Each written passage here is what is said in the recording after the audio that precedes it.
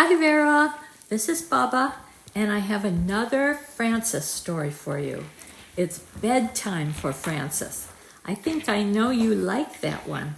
It's by Russell Hoban, and here is how it goes. The big hand of the clock is at 12. The little hand is at 7. It's 7 o'clock. It's bedtime for Frances. Mother said, "Time for bed." Father said, "Time for bed." Frances said, "I want a glass of milk." "All right," said Father. "All right," said Mother, "you may have a glass of milk." So Frances drank the milk. "Carry me to my room, Father," said Frances. "All right," said Father. "Piggyback." So Father carried her piggyback to her room. Father kissed Frances goodnight. Mother kissed Frances goodnight. And Frances said, "May I sleep with my teddy bear?" Father gave her the teddy bear. "May I sleep with my doll too?" Mother gave her the doll. "Good night," said Father. "Good night," said Mother. "Did you kiss me?" said Frances. "Yes," said Mother. "Yes," said Father. "Kiss me again," said Frances. So Father kissed her again, and Mother kissed her again, and then they closed the door. "May I have my door open?" said Frances. Father opened the door. "Good night," said Mother. "Good night," said Father. "Good night," said Frances. Frances could not sleep. She closed her eyes, but she still couldn't sleep. So she began to sing a little song about the alphabet. She made it up as she went along. A is for apple pie. B is for bear. C is for crocodile combing his hair. D is for dumplings. And Frances kept singing through E, F, G, H, I, J, K, L, M, N, O, P, Q, and R. And she had no trouble until she got near the end of the alphabet. S is for sailboat. T is for tiger. U is for underwear down in the dryer. Frances stopped because dryer did not sound like tiger. She started to think about tigers. She thought about big tigers and little tigers, baby tigers and mother and father tigers, sister tigers, brother tigers, aunt tigers, and uncle tigers. "I wonder if there are any tigers around here," she said.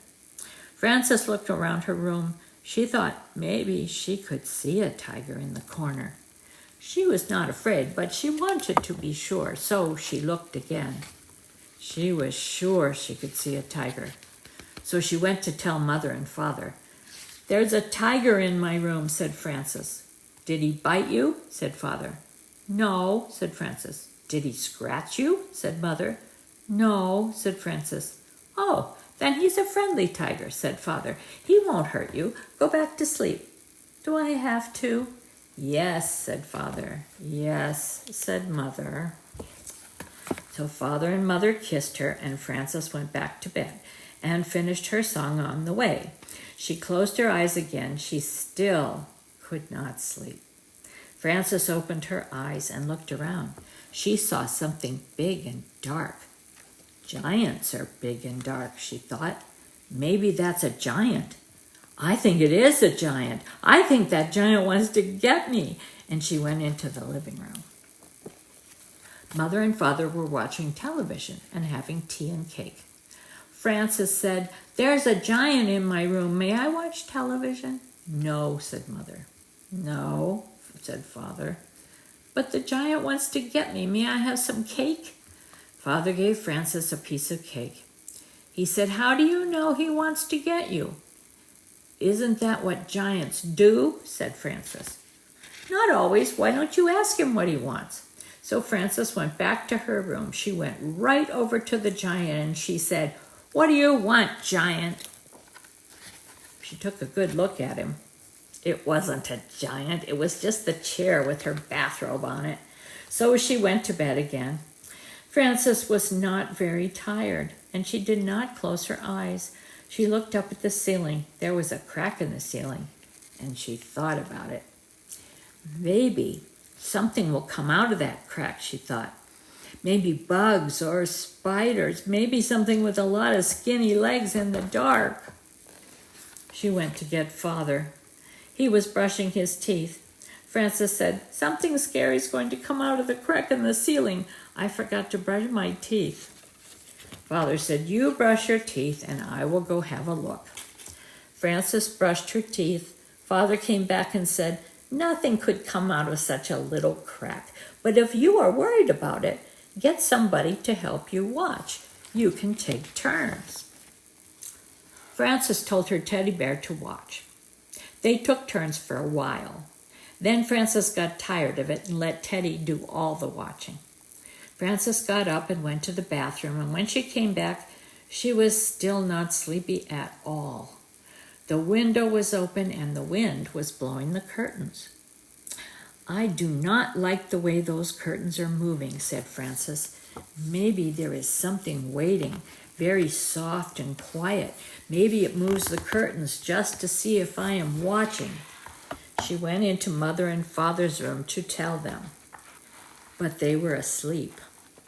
Frances stood by Father's side of the bed very quietly, right near his head. She was so quiet that she was the quietest thing in the room.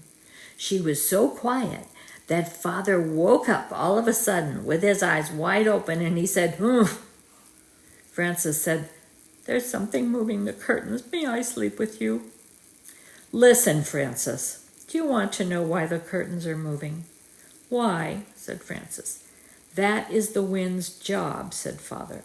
"Every night the wind has to go around and blow all the curtains." "How can the wind have a job?" said Frances. "Everybody has a job," said Father. "I have to go to my office every morning at 9. That's my job. You have to go to sleep so you can be wide awake for school tomorrow. That's your job." And Frances said, "I know, but I haven't finished. If the wind does not blow the curtains, he will be out of a job. If I do not go to the office, I will be out of a job. And if you do not go to sleep right now, do you know what will happen to you?" "I will be out of a job," said Frances. "No," said Father. "I will get a spanking," said Frances. "Maybe," said Father. "Good night," said Frances, and she went back to her room. Frances closed the window and got into bed, and suddenly there was a noise at the window. She heard bump and thump. "I know something will get me this time," she thought. She jumped out of bed and went to tell Mother and Father, and when she got to their door, she thought about it some more and decided not to tell them. She went back to her room. Frances heard the noise at the window again. She pulled the covers over her head. "I wonder what it is," she thought. "If it's something very bad, Father will have to come and chase it away." She pulled off the covers and stood on her bed so she could look out the window. And do you know what she saw? A moth bumping against the window. Bump, thump, his wings smacked the glass. Whack and smack. Whack and smack made Frances think of a spanking, and all of a sudden she was very tired. She lay down and closed her eyes so she could think better. She thought, there were so many giants and tigers and, scary and exciting things before that I'm pretty tired now. That is just a moth, and he is only doing his job the same as the wind. His job is bumping and thumping, and my job is to sleep." And so Frances went to sleep and did not get out of bed again until Mother called her for breakfast. The end.